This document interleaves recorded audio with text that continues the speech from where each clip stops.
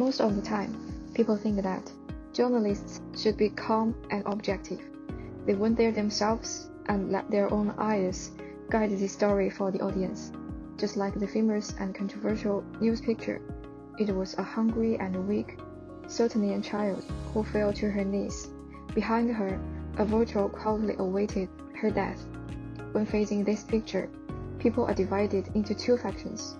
One believes that the reporter is too cold-blooded, and the other believes that the reporter should record it without interference and truly objectively. You can imagine that if you are a journalist, you will encounter a touching new thing, whether it is warm, sad, or shocking. Will you choose to suppress your emotions and stay calm, or use your emotions as part of the live news to express them to the audience intuitively and truthfully? As Penty observes in her analysis, in journalism studies, emotion has been associated with increased entertainment values or sensationalism. The subjective truth theory of Danish philosopher Søren Kierkegaard gave us another way of thinking.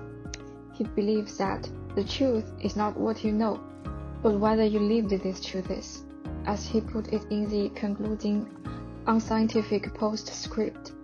Objectively, the emphasis is on what it is said. Subjectively, the emphasis is on how it is said.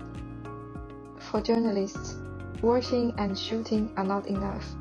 The real report is that they should also experience deep moral struggles and emotions in the environment. If reporters always report news as bystanders without experiencing the emotional shock and environment of the news at that moment, then they cannot convey the emotional part of the news.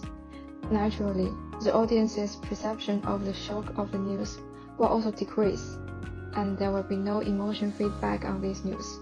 News can't even impress the audience. We all know that journalists need objective and truthful records, but truthfulness does not mean that journalists should not have any emotional fluctuation. Based on Kierkegaard's comments, it is reasonable to assume that the naturally emotions come from journalists are just as true to journalism in another way. Here's an example to illustrate this point.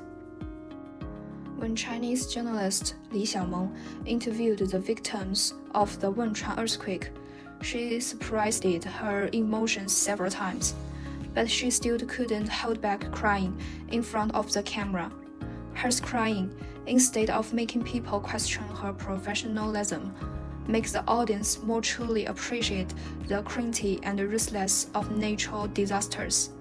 Such emotions are very moving in news reports. On the other hand, even if a journalist abandons all emotions, it does not mean true objectively. News can also show the preference of producers through topic section, wording, and angle focus. From this, we can see that the emotional expression of the reporter itself is not the only factor affecting the news tendency. In this kind of situation, it's totally fine if a journalist shows some feelings, no need for people to freak out. And you can choose to use emotions as a way to convey news content. Just smartly use them.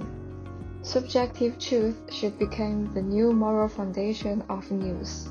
But it doesn't mean that the emotional outpouring of news reports doesn't need to temperance. Objectivity and calm should still be the standard of news reporting. Subjectivity and objectivity, emotion and restraint are still the balance that need to be balanced. Journalists need to continue to find a real balance between the two sides. As Kierkegaard says, the subjective truth of a thing then consists in the quality of its relation to the person, for whom it is subjectively true.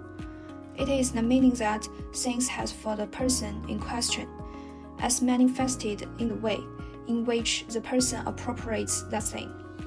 If we truly care about truth, then maybe the most honest place to start is by allowing journalists to be human.